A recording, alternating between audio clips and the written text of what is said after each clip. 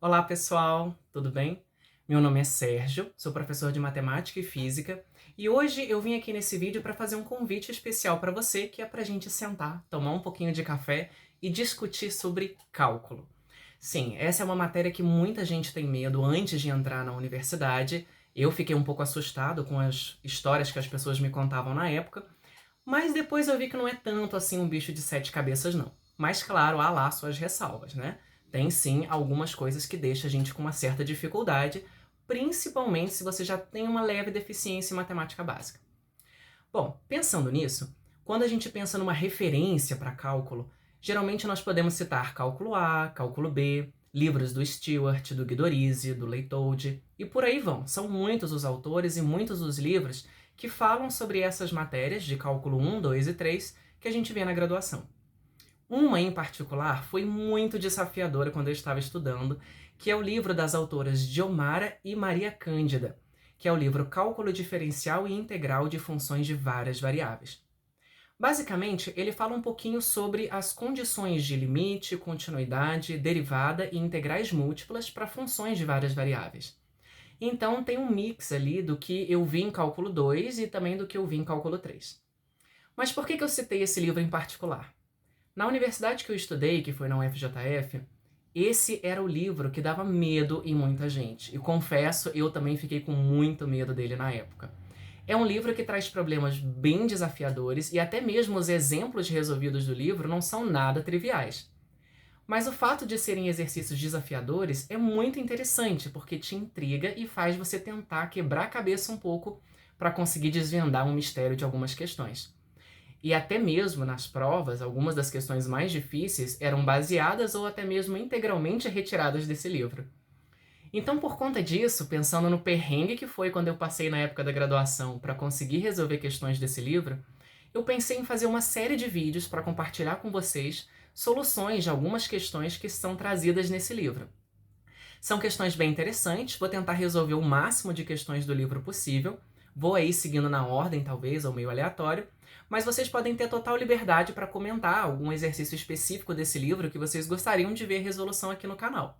Se você tiver alguma dúvida, também pode deixar no comentário. Se você gostou, não esquece de dar aquele like, se inscreve e ativa o sininho para resolver todas as novas resoluções que eu for colocando aqui no canal.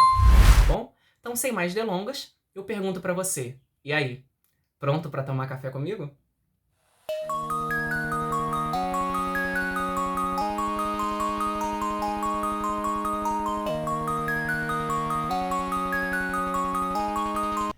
Então, pessoal, para o nosso primeiro exercício de cálculo, eu vou começar com o primeiro exercício do livro da Diomara. É logo na seção 1.2, que é a primeira lista de exercício, a gente vai fazer o primeiro dessa lista. Esse capítulo, ele fala sobre parametrização de curvas, tá? Então, fala ali de funções vetoriais, como você parametriza curvas no R2 e no R3.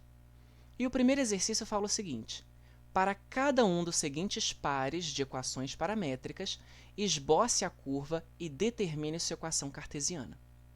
E aí então tem aqui de A a I e pergunta no final: as equações A, B e C representam a mesma curva?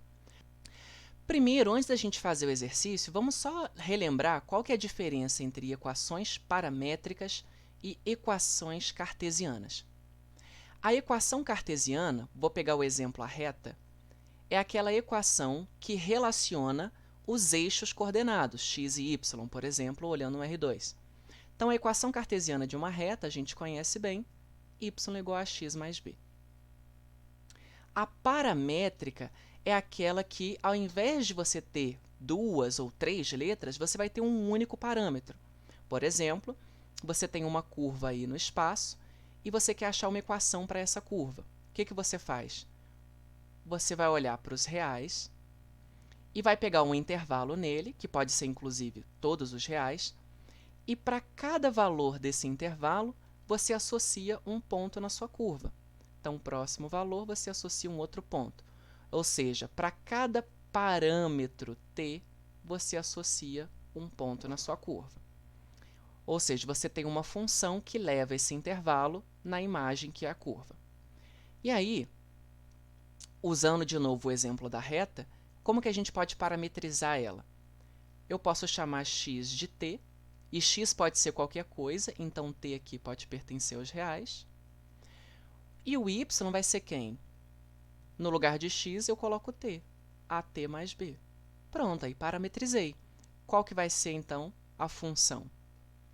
A primeira entrada é x, representado por t, e a segunda é y, at mais b. E aqui, com t pertencente aos reais. Então, observa, eu tinha uma equação que dependia das coordenadas, né, dos eixos, e agora eu transformei numa função vetorial que depende de um único parâmetro, t. Essa que é a diferença entre ser cartesiana e ser paramétrica. Tá? Então, como vocês podem observar, aqui nos itens de A a I, nós temos todas elas parametrizadas, as coordenadas x e a y, todas em relação a t. E o que a gente tem que fazer é achar a relação entre x e y. Então, vamos lá. Começando pela letra A, x igual a menos 1 mais t e y igual a 2 menos t. Vou começar aqui pegando x. É só a gente isolar o parâmetro t e substituir ele na outra equação, que aí a gente vai ter a relação entre x e y. Então, o 1 está subtraindo, eu somo 1 dos dois lados. Pronto, t igual a x mais 1.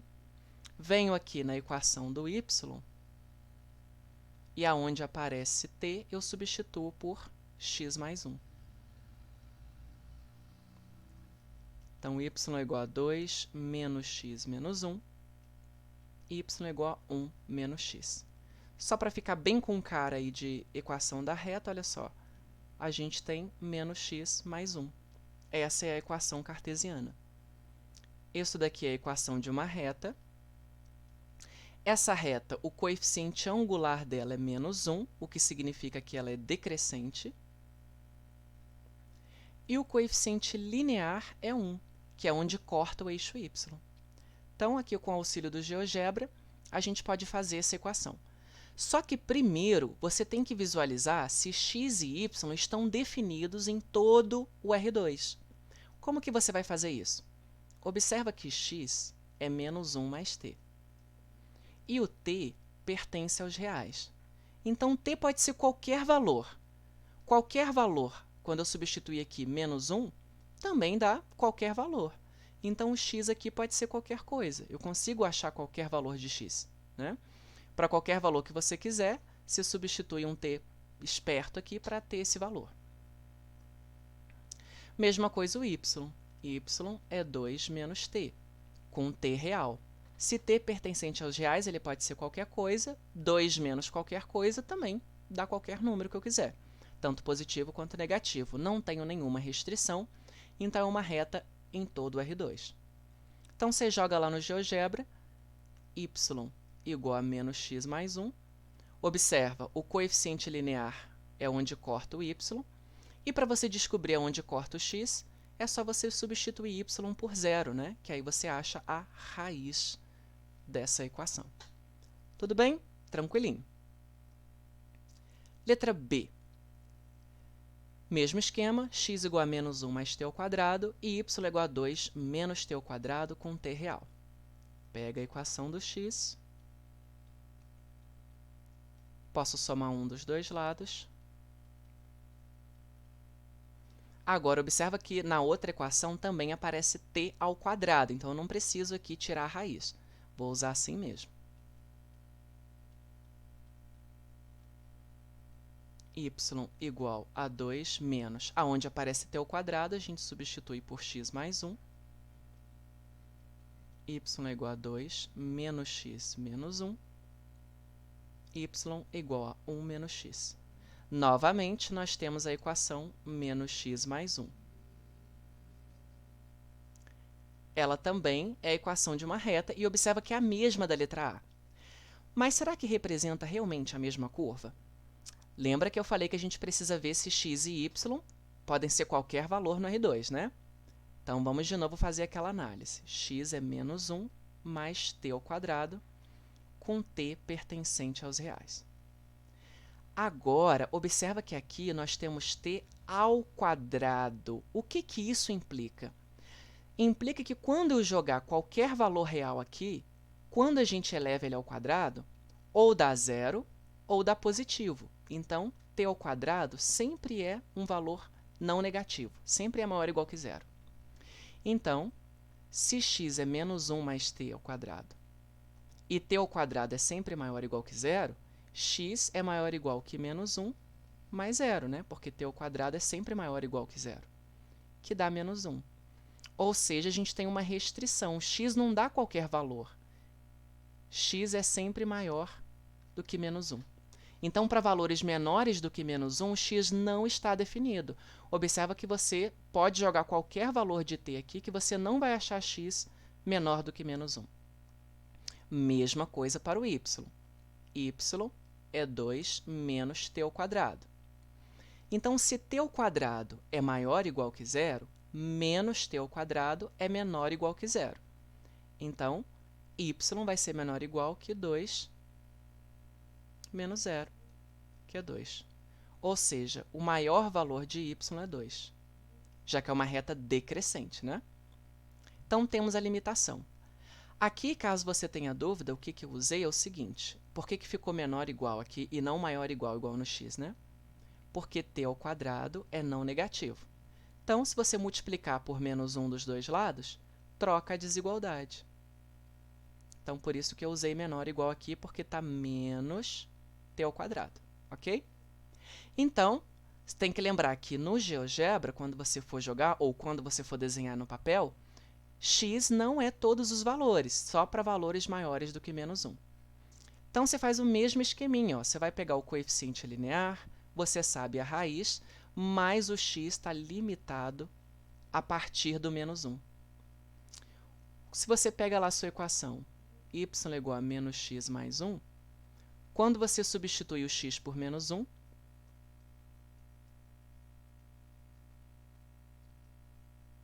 vai ficar 1 mais 1, que é 2, que é exatamente o limite do y, né, que a gente viu lá.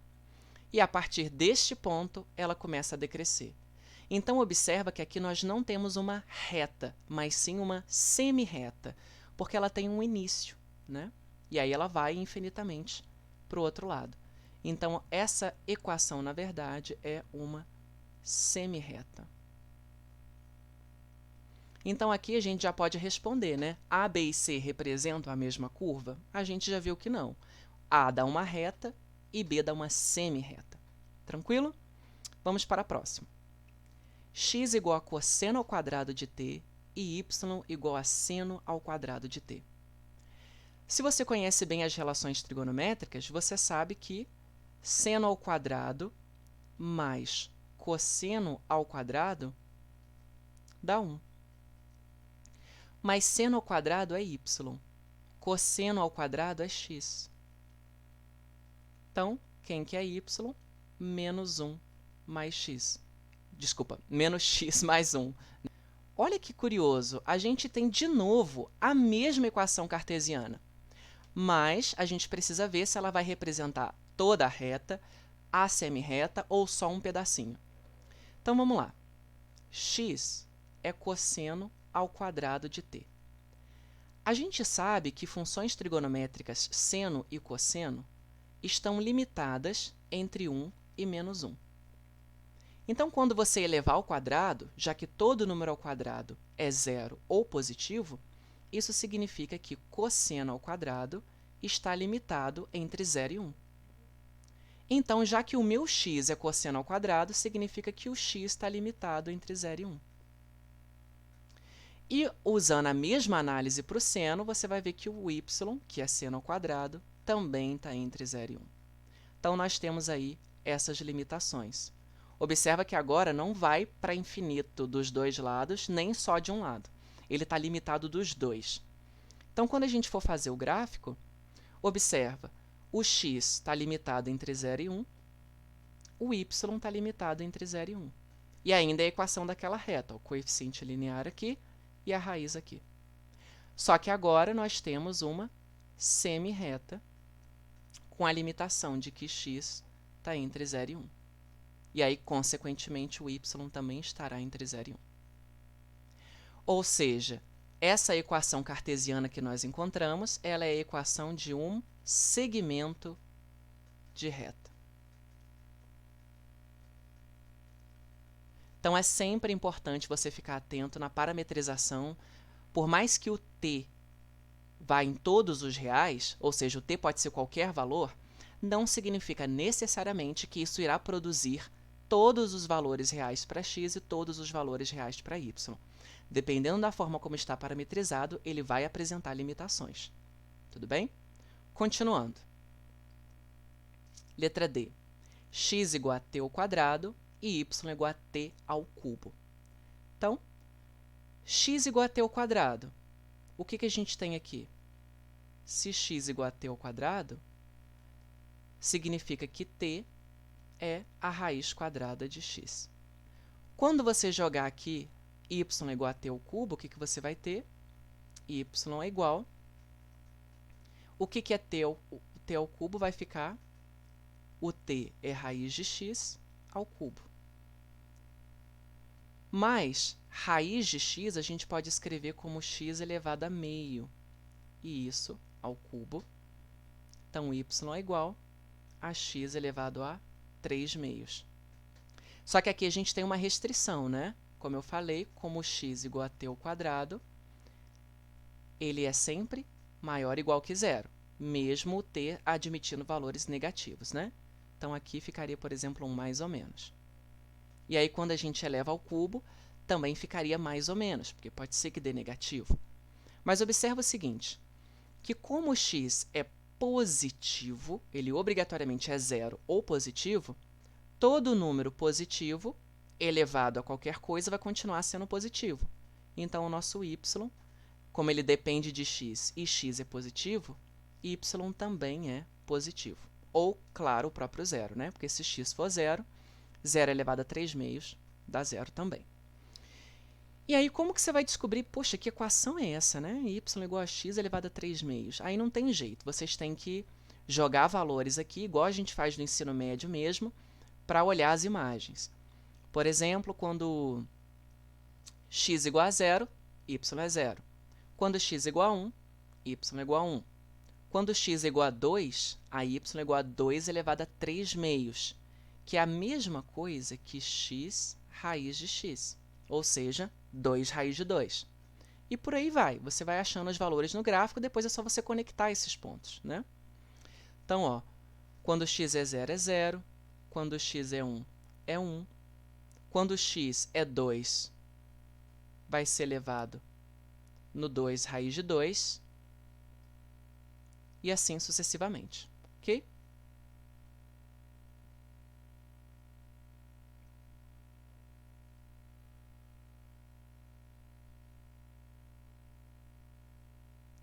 E, de novo, a gente só pega a parte positiva, porque x é t ao quadrado, que é maior ou igual que zero. Tranquilo? Então, a parte para cá a gente não pega. Letra E. X igual a t ao quadrado menos 4 e y igual a 1 menos t. Aí, nesse caso, é melhor a gente isolar o t aqui no y, né? Y é igual a 1 menos t. Então, mando o t para lá e o y para cá, t igual a 1 menos y. E aí você pega a outra equação, x igual a t ao quadrado menos 4, x igual a 1 menos y ao quadrado menos 4. Aqui nós temos o quadrado da diferença, que é o quadrado do primeiro, menos 2 vezes o primeiro vezes o segundo, mais o quadrado do segundo. Então, x é igual a y ao quadrado menos 2y menos 3. Vamos ver se eles tá todo mundo definido para qualquer valor. Aqui nós temos que y é 1 menos t. T pode ser qualquer coisa. 1 menos qualquer coisa também pode ser qualquer valor. Então, y pode flutuar ali, né? O x vai ter uma certa limitação. T ao quadrado menos 4. Já que t ao quadrado é sempre não negativo, então o x é maior ou igual que 0 menos 4. X obrigatoriamente é maior ou igual que menos 4. Ele não consegue ir antes de menos 4, ok? Mas o que é essa equação aqui? Se a gente trocar x com y, daria y igual a x ao quadrado menos 2x menos 3. Função do segundo grau, que a gente sabe que a equação é uma parábola, com concavidade para cima, porque o coeficiente quadrático aqui é positivo. Nesse caso, como está invertido as letras, né? Está x igual a y ao quadrado menos 2y menos 3, isso também é uma parábola, só que, porém, ao invés dela ser para cima ou para baixo, ela é deitada, é uma parábola deitada. Quando o coeficiente quadrático é positivo, a concavidade está virada para a direita, que é a parte positiva de x. Se o coeficiente quadrático fosse negativo, a concavidade estaria virada para a parte negativa de x. Então, como a gente pode ver aqui no gráfico, é uma parábola deitada, e observa o limite de x aqui, ó. X não tem valor antes de menos 4. Tranquilo? Próximo. X igual a seno de t e y igual a cosseno de 2t. Para a gente poder fazer essa relação, aí no caso a gente vai ter que usar também alguns truques de trigonometria, ok? E são bem simples, na verdade. Vou começar com o y. Y igual a cosseno de 2t. E aí o que eu vou usar aqui é o cosseno da soma.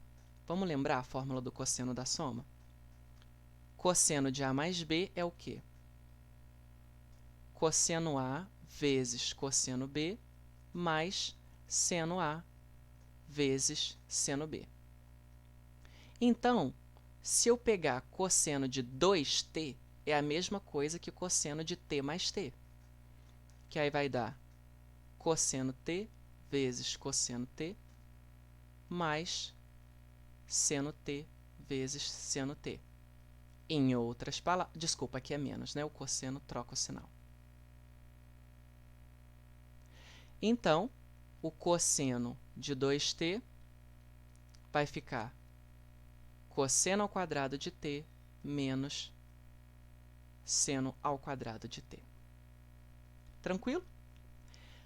Então, o y é cosseno ao quadrado de t menos seno ao quadrado de t. Ah, mas eu preciso que fique só em função de seno para eu poder substituir o meu x, que é seno. Se ainda continuar cosseno, ainda não resolveu meu problema. Mas vamos usar outra relaçãozinha trigonométrica. Vou colocá-la aqui de outra cor, que é aquela cosseno ao quadrado mais seno ao quadrado é igual a 1. Então, quem que é cosseno ao quadrado? É 1 menos seno ao quadrado. Então, continuando aqui, eu vou ter cosseno de 2t é o y. Cosseno ao quadrado, na verdade, é 1 menos seno ao quadrado, menos esse seno ao quadrado aqui. Então, y é 1 menos 2 vezes seno ao quadrado de t. E aí, agora sim, ó, no lugar de seno, eu vou substituir o x, porque x é seno t. Então, y é igual a 1 menos 2. Aqui é seno ao quadrado, então, x ao quadrado. Y é igual a menos 2x ao quadrado mais 1. Isso aqui a gente conhece bem. Equação de segundo grau, então o gráfico é uma parábola com concavidade para baixo, porque o coeficiente quadrático dela é negativo. Nossa, minha parábola ficou linda, né? Para dizer o contrário. Bom, mas será que essa parábola aqui ela vai ficar crescendo para sempre, para baixo? Não. Por que não? Porque x é igual a seno, e seno está entre 0 e 1. Então, x está entre 0 e 1. Mesma coisa o y. Y é cosseno de 2t. O cosseno de qualquer coisa também está entre 0 e 1. Então, o y também estará entre 0 e 1. Então, observa que a minha parábola não está definida para qualquer valor de x. Então, ela não vai ficar decrescendo para sempre. Ela vai parar num certo instante. Ela tem a altura máxima 1, que é o y, né? E para ali no zero. Então, se a gente for olhar esse gráfico, aí nós vamos ter aqui, ó, a nossa parábola com x entre menos 1 e 1. Ok? E o y também. Olha, eu coloquei 0 e 1 aqui, gente. Perdão. Estava pensando no ao quadrado. Tá? O seno e o cosseno estão limitados entre menos 1 e 1.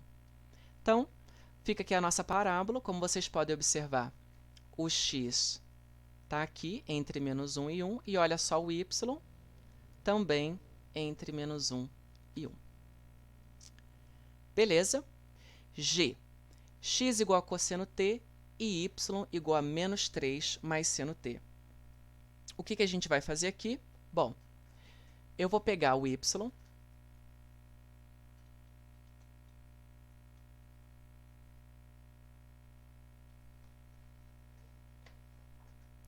e aí eu vou somar 3 dos dois lados.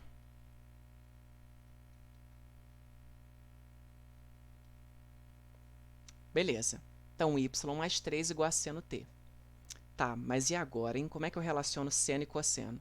Vamos fazer de novo aquele esqueminha que eu sei que cosseno ao quadrado de t mais seno ao quadrado de t é igual a 1. Quem que é cosseno? Cosseno é o x. Então, x ao quadrado. Quem que é o seno? Ó, a gente acabou de achar aqui. O seno é y mais 3. Então, como aqui está seno ao quadrado, y mais 3 ao quadrado igual a 1. Essa é uma equação bem característica.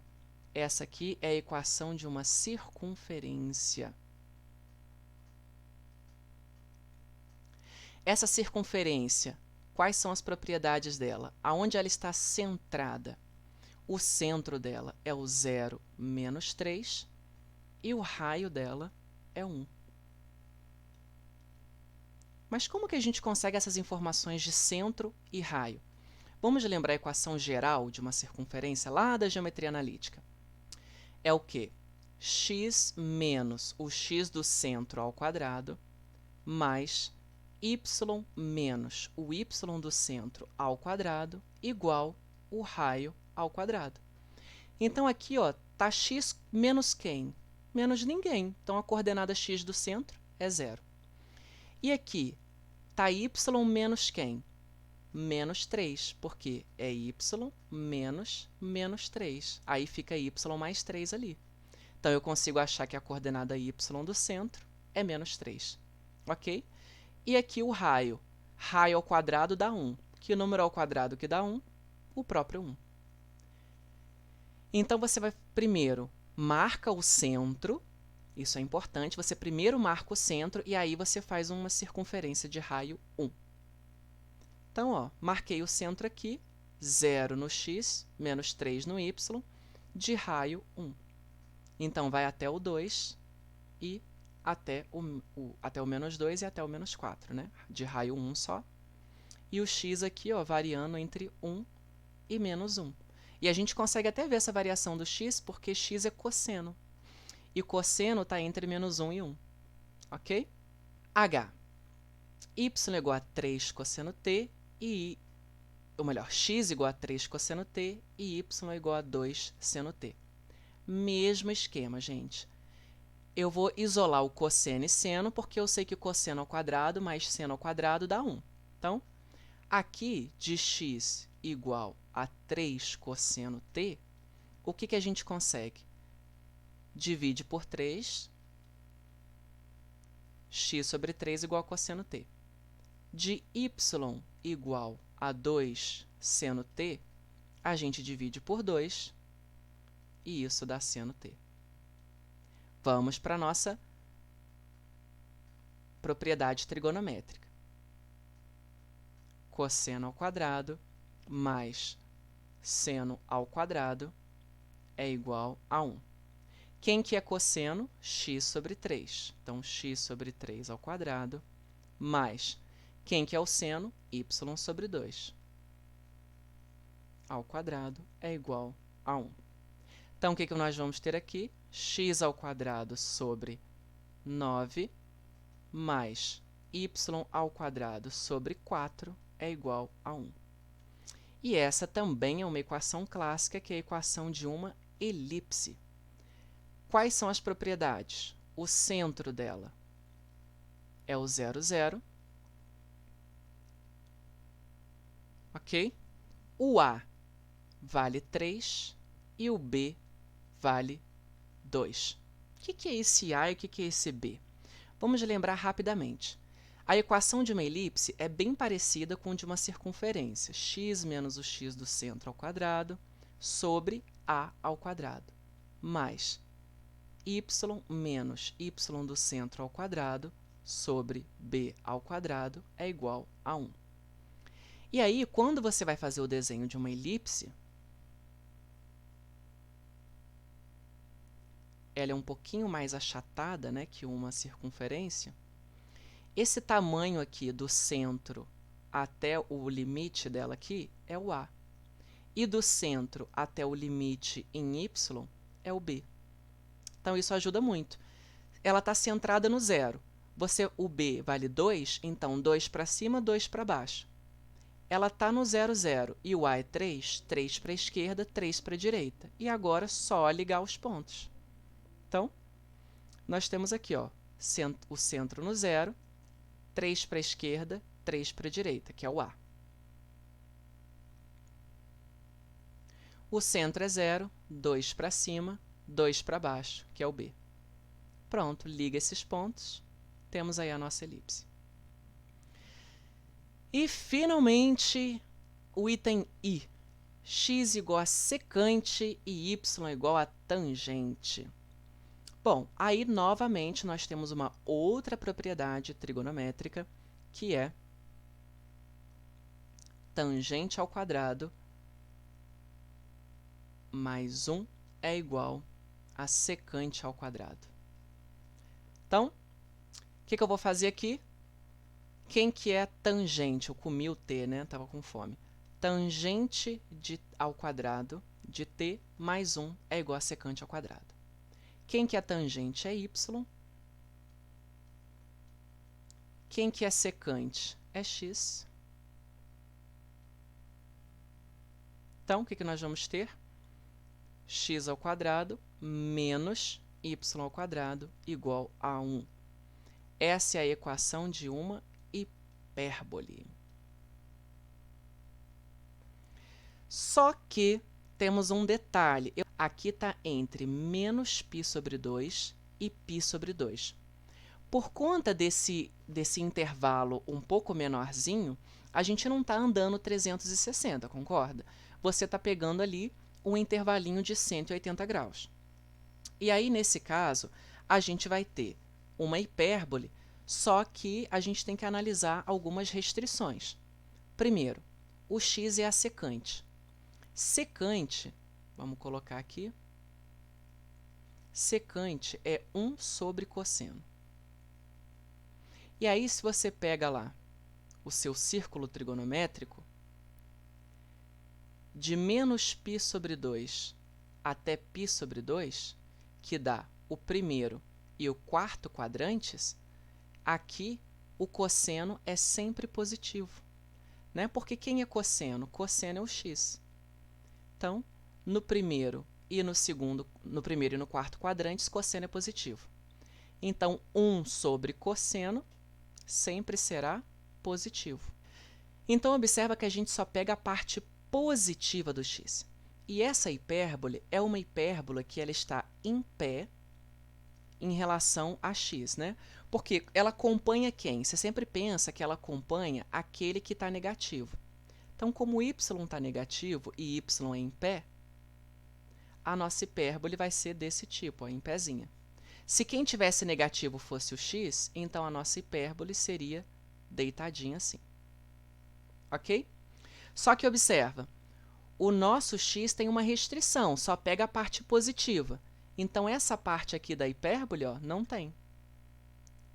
Vai ser só esse pedaço aqui, porque é onde x é maior ou igual que zero. Ok? Tranquilo? E nesse caso aqui, o cosseno nem dá zero, né? Porque não pega o menos π sobre 2 e o π sobre 2. E não tem como essa divisão aqui ser zero, porque o denominador não pode se anular, ok? Então, pega só a parte positiva da hipérbole, ó, você coloca a equação lá, só com o x positivo, não vai ter o outro ladinho aqui, que seria espelhar ele aqui, tá? Nossa, ficou perfeitamente espelhado.